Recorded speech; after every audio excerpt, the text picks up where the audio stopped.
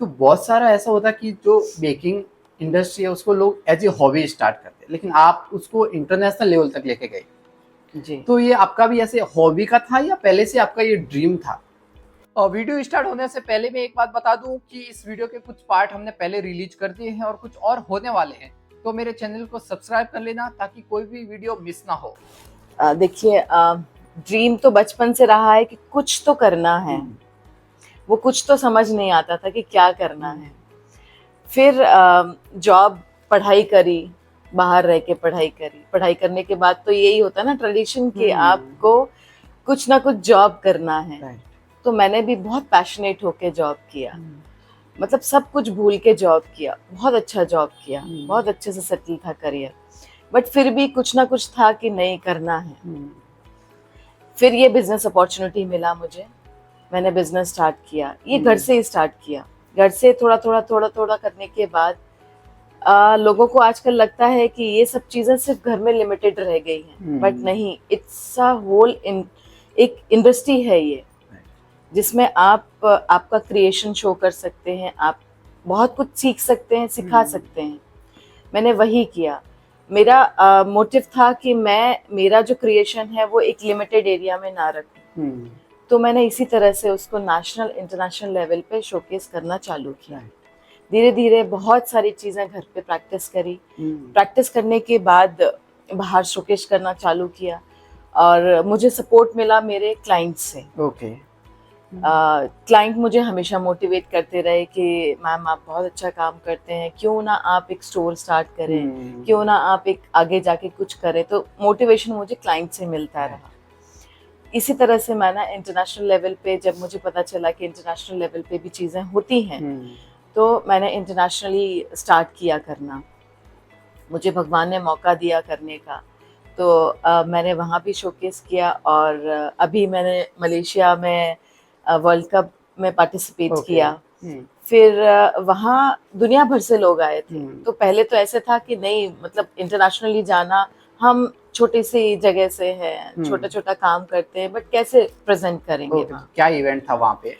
वहाँ पर world cup था, मलेशियन वर्ल्ड कप था, जिसमें 28 कंट्रीज से अक्रॉस द वर्ल्ड लोग आए हुए थे। अप्रॉक्स 1700 पार्टिसिपेंट्स थे। जो कलिनरी बेकरी से रिलेटेड इवेंट था। मैंने दोनों में पार्टिसिपेट किया था, कलिनरी में एज वेल एज बेकिंग में। हम इंडिया से हैं तो हम इंडियन कल्चर वहाँ शोकेस करना चाहते थे। सॉरी, ये कलिनरी जो आपने बताया वो क्या होता है? It's a combination of bakery, आपका खाने से रिलेटेड चीजें, आपके कुकिंग से रिलेटेड चीजें। एक इवेंट होता है जहाँ पर आप खाने से रिलेटेड चीजें सारी शोकेस कर सकते हैं। तो वो एक इंटरनेशनल कंपटीशन था जिसमें 1700 पार्टिसिपेंट्स थे। तो हम इंडिया से हैं, तो मुझे पहले तो मैंने पार्टिसिपेट कर लिया। फिर मुझे टेंशन हुआ कि मैं क्या कर सकती हूँ कि मैं इंटरनेशनली लोगों से कॉम्पिटिट करें। और मेरा शुरू से ही रहा है ये कि कुछ चीज में अगर आप एंटर हो रहे हैं तो फुल फ्लेजेडली एंटर होइए। और कुछ ना कुछ तो आपको अचीव करना है, कि जो करना है वो बेस्ट ही करना है। मोटिव यही रहता है कि कम चीज करिए, बट मोटिव कम चीज करिए, बट आप इतना अच्छा करिए कि लोग आपकी चीज को अप्रिशिएट करें।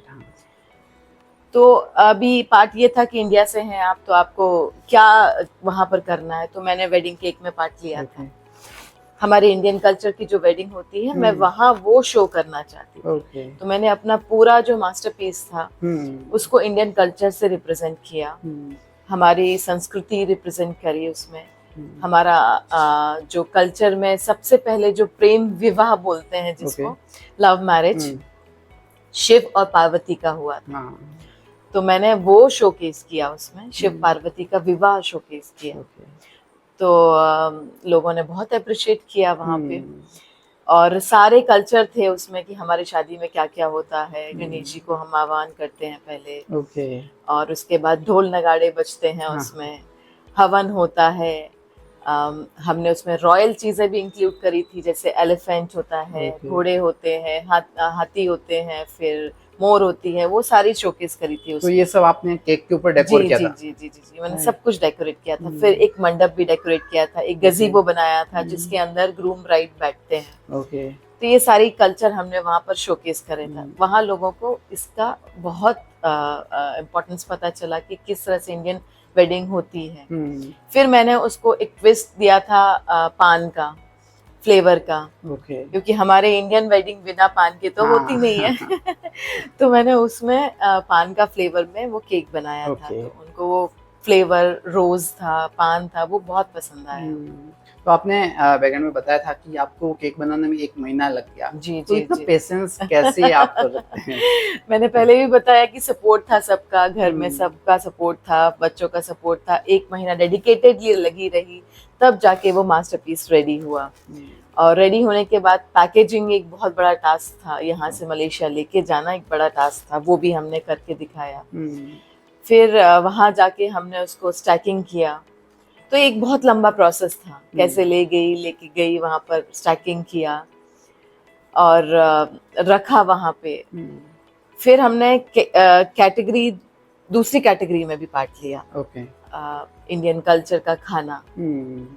तो मैं गुजरात से हूँ, तो मुझे लगा गुजराती तो खाने और गुजराती खाने में बहुत आगे है ही, तो मुझे लगा कि मैं गुजराती फूड वहाँ रिप्रेजेंट करूँ। तो हमने वहाँ पर एक पूरा प्लेटर बनाया गुजराती फूड का, जिसमें मुझे 1.5 आवर का टाइम दिया हुआ था। हमको लाइव कुकिंग करना था वहाँ पर। तो हमने 17 आइटम्स एक थाली में 1.5 घंटे में बना के वहाँ शोकेस किया। तो उसमें जेठालाल का जलेबी फाफड़ा था या नहीं सॉरी फाफड़ा जलेबी तो नहीं था, बट हाँ गुजरात का ढोकला जरूर था। ढोकला था, उसमें कचौरी थी फरसान में, फिर राइस थे, यहाँ का जो दाल होता है मीठा वो था। ऐसे हमने 17 आइटम्स किए थे। यहाँ का जो स्वीट श्रीखंड होता है उसको मैंने थोड़ा ट्विस्ट करके टार्ट में रिप्रेजेंट किया था। वो भी एक बहुत इंटरेस्टिंग था।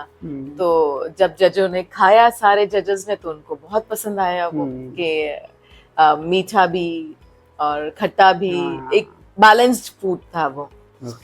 तो उसमें भी हमको मार्किंग मिला, उसमें भी हमको सिल्वर मिला वहाँ पे। फिर मैंने वहाँ पर मॉकटेल भी बनाया। मॉकटेल भी मैंने अभी जो हमारे अपराजिता के फ्लावर्स होते हैं, उससे हमने एक फ्रेश मॉकटेल बना के उनको पिलाया। उनको वो भी बहुत पसंद आया। तो इंडिया को मैंने 3 कैटेगरी में पार्टिसिपेट किया था, रिप्रेजेंट किया था, तो हमको तीनों में ही प्राइज मिल गया। तो एक ये बहुत बड़ा अचीवमेंट था मेरे लिए कि मैं इंडिया को रिप्रेजेंट कर रही हूँ वहाँ जाके। और भगवान ने अच्छा मतलब कोशिश किया, मैंने तो उन्होंने साथ दिया और हमने बहुत अच्छा करके भी दिखाया। तो आपका इंटरनेशनल लेवल पे आपने सिल्वर मेडल मिला आपको, तो अभी आपके नेक्स्ट फ्यूचर गोल क्या है? आप उसको कहाँ लेके जाने चाहते हो? लाइक आप एक नई ब्रांड बनाना चाहते हो, या एक इंस्टीट्यूट बनाना चाहते हो, या कुछ और आपका प्लान है? तो आशा करता हूँ कि आपको ये वीडियो बहुत पसंद आया होगा। इस पॉडकास्ट के कुछ वीडियो ऑलरेडी रिलीज हो चुके हैं और कुछ और होने वाले हैं, तो आप मेरे चैनल को सब्सक्राइब कर लीजिए ताकि कोई भी वीडियो मिस ना हो। और हाँ, ऐसी और बिजनेस पॉडकास्ट जानने के लिए मेरे को सब्सक्राइब जरूर कर लेना और इस वीडियो को लाइक, शेयर और कमेंट जरूर करना।